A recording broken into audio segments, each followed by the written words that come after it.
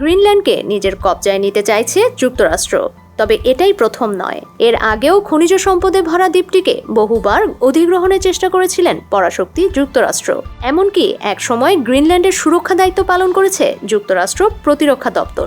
8,36,000 বর্গমাইল আয়তনের গ্রিনল্যান্ডে রয়েছে তেল, গ্যাস ও বিরল খনিজ, রেয়ার আর্থ মিনারেলস সহ বিপুল প্রাকৃতিক সম্পদের ভাণ্ডার। ট্রাম্প প্রশাসনের গ্রিনল্যান্ড অধিগ্রহণ করতে চাওয়ার পেছনে এটি অন্যতম কারণ।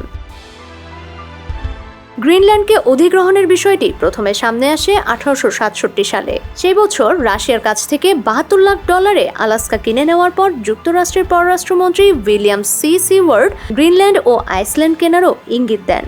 সিওয়ার্ডের অনুরোধে সাবেক অর্থমন্ত্রী রবার্ট জে ওয়াকার যুক্তরাষ্ট্রের সম্পদ ভাণ্ডারে গ্রিনল্যান্ড ও আইসল্যান্ডকে যুক্ত করার সুপারিশ করেন। তখন একটি প্রতিবেদনে তিনি লিখেছিলেন রাজনীতি ও বাণিজ্যের কথা। এছাড়া গ্রিনল্যান্ডের বিশাল ভূপ্রকৃতি ও খনিজ সম্পদের কথাও গুরুত্ব সহকারে উল্লেখ করেন।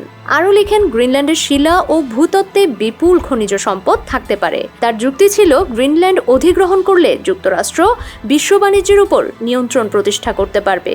যদিও সে প্রস্তাব আলোর মুখ দেখেনি তখন।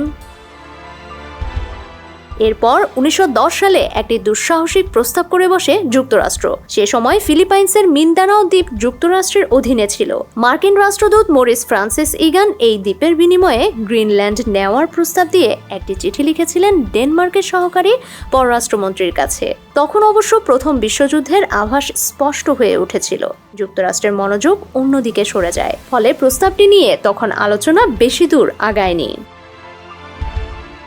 এরপর কেটে যায় দীর্ঘ সময়। এদিকে দ্বিতীয় বিশ্বযুদ্ধের সময় জার্মানি ডেনমার্ক দখল করে। তখন গ্রিনল্যান্ডে প্রতিরক্ষার দায়িত্ব নেয় যুক্তরাষ্ট্র।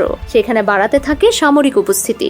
যুদ্ধ শেষে 1946 সালে তৎকালীন প্রেসিডেন্ট হ্যারি ট্রুম্যান দ্বীপটি কেনার জন্য ডেনমার্ককে $10 কোটি দিতে চেয়েছিলেন। তবে গ্রিনল্যান্ড ও ডেনমার্ক কর্তৃপক্ষ প্রস্তাব নাকচ করে দেন। তবে যুক্তরাষ্ট্রকে সেখানে সামরিক ঘাঁটি স্থাপন ও পরিচালনার অনুমতি দেওয়া হয়। সেই সময় প্রস্তাবটি গোপন রাখা হলেও সেটি সামনে আসে 1991 সালে। পরে এ নিয়ে প্রতিবেদন প্রকাশ করে একটি ড্যানিশ পত্রিকা। তবে কয়েক বছর পর দ্বীপগুলো জার্মানির নিয়ন্ত্রণে যাওয়া ঠেকাতে যুক্তরাষ্ট্র ডেনমার্কের কাছে ড্যানিশ ওয়েস্ট ইন্ডিজ, যা বর্তমানে ভার্জিন আইল্যান্ড হিসেবে পরিচিত, সেটি $25 মিলিয়ন বিনিময়ে কিনে নেয়।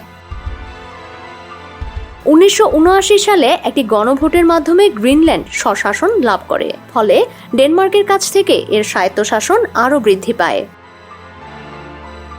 আবার নতুন করে গ্রিনল্যান্ড আলোচনায় আসে। চলতি বছরের শুরুতে ভেনেজুয়েলার তেল ভাণ্ডার নিয়ন্ত্রণে নেওয়ার পরপরই ট্রাম্প গ্রিনল্যান্ড দখলে নেওয়ার বক্তব্য জোরালো করেছেন। তার আশঙ্কা, যদি যুক্তরাষ্ট্র গ্রিনল্যান্ড দখলে না নেয় তবে রাশিয়া বা চীন সেটি দখল করে নেবে।